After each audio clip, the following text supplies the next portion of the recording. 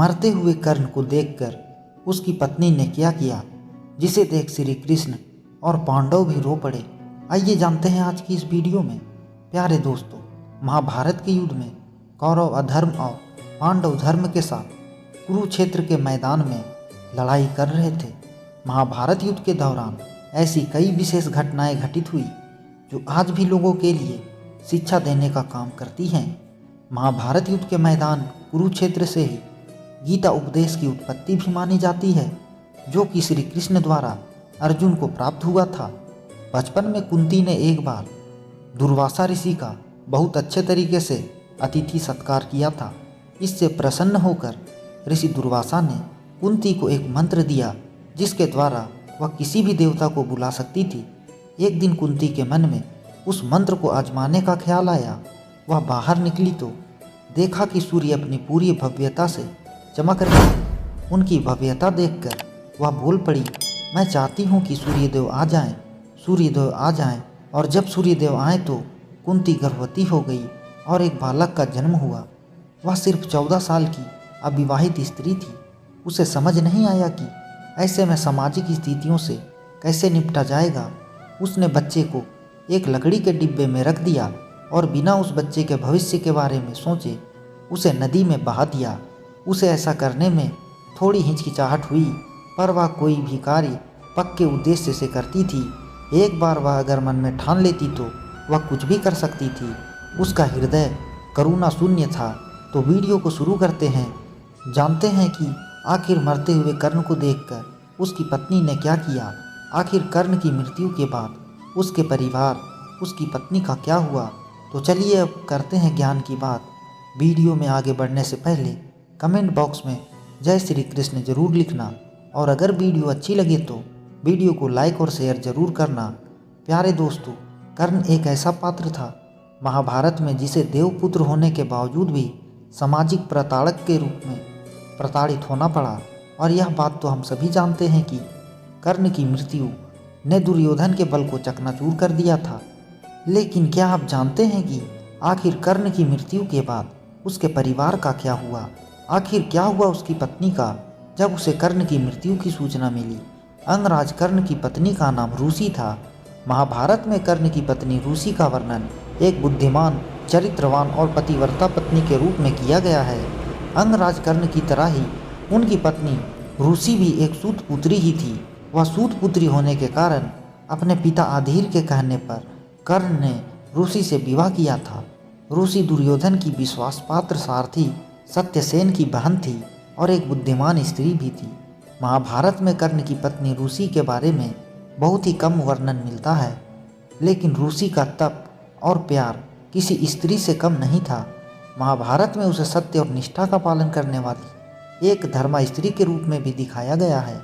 ऐसा कहा जाता है कि रूसी को द्रौपदी के चीरहरण की खबर सबसे पहले ही लग गई थी। रूसी ने दुर्योधन और शकुनी के इरादे को पहले ही भांप लिया था, लेकिन रूसी ने द्रौपदी के चीरहरण को पहले से ही रोकने का पूरा प्रयास भी किया था। लेकिन होने को कौन टाल सकता है। कहते हैं कि कर्ण की मृत्यु के बाद रूसी के जीने की इच्छा लगभग खत्म ही हो गई थी। उसके बाद वह कर्ण की चिता पर ही उसके साथ सती हो गई। महाभारत के युद्ध में कर्ण के सारे पुत्र मारे जा चुके थे, लेकिन उसका और रूसी का एक पुत्र अंत तक जीवित बचा हुआ था। जब रूसी को मृत्यु की सूचना मिली तब उसे पता चला कि उसका दाह संस्कार किया जा रहा है, तो वह भी युद्ध भूमि में पहुंची।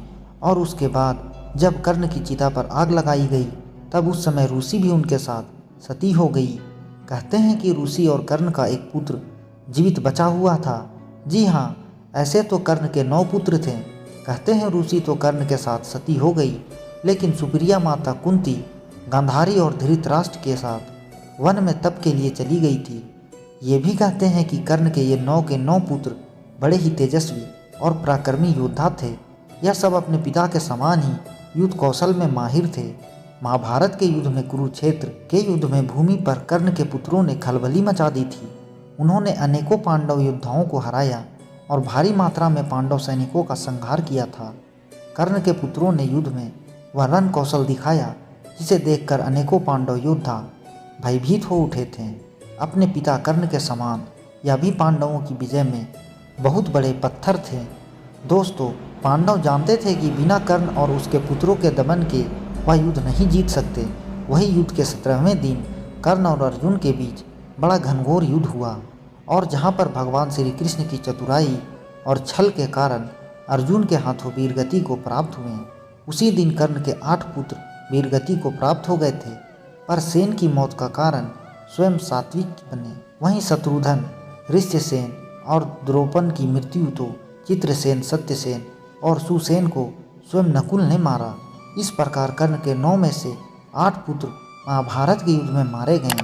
कहते हैं कि वृषकेतु कर्ण और ऋषि का इकलौता जीवित पुत्र था। वृषकेतु के पिता और अन्य सभी भाइयों का अंत हो चुका था तथा उसकी माता भी कर्ण की चिता पर सती हो गई थी। वृषकेतु अकेला हो गया था। उसके सभी अपने चल बसे थे, लेकिन इसके बाद भी उसने कभी भी अपने मन में बदले की भावना नहीं डाली। वृषकेतु का बचपन दरअसल अपनी माता यानी कि ऋषि के साथ ही बीता था, इसीलिए उसके चरित्र पर उसकी माता का प्रभाव पड़ा था। उसने कभी भी पांडवों के विषय में कुछ गलत नहीं सोचा तथा उसने कभी भी अर्जुन को गलत नहीं माना।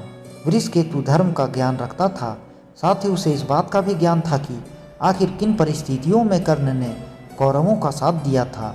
महाभारत युद्ध के बाद जब पांडव विजय हुए और युधिष्ठिर हस्तिनापुर के राजा बने, तब पांडवों को पता चला कि कर्ण का एक पुत्र अभी भी जीवित है। इसीलिए उन्होंने वृषकेतु को अपने पास बुलाया। वृषकेतु को पांडवों ने बड़ा स्नेह दिया। अपने बड़े भाई कर्ण को सच्ची श्रद्धांजलि देते हुए पांडवों ने वृषकेतु को इंद्रप्रस्थ का राजा बनाया और कर्णपुत्र वृषकेतु ने युधिष्ठिर के छत्र छाया में वर्षों तक शासन किया तथा वह एक आदर्श राजा के रूप में स्थापित हुआ। वृषकेतु और घटोत्कच के पुत्र में बड़ी गहन मित्रता थी तथा उन्होंने मिलकर अनेक युद्ध जीते थे।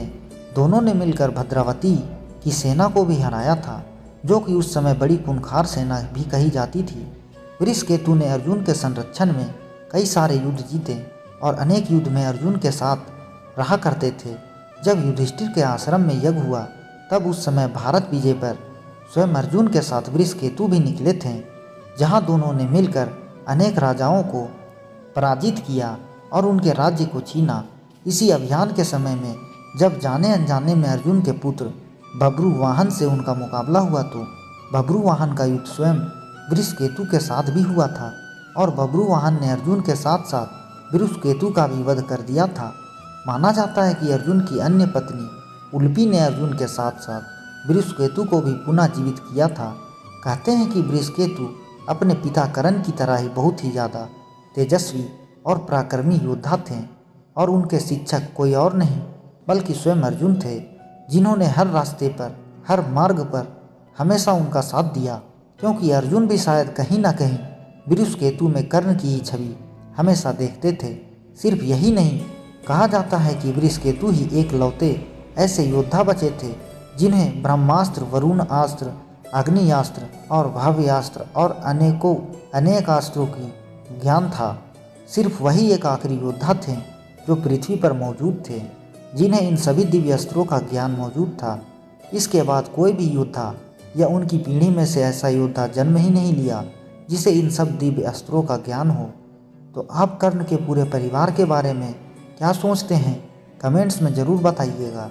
इसी के साथ इस वीडियो को लाइक करें और अपने दोस्तों के साथ शेयर करें। चैनल पर अगर नए हों तो चैनल को सब्सक्राइब करें ताकि नई वीडियोज़ की अपडेट आपको मिलती रहे। Thanks for watching.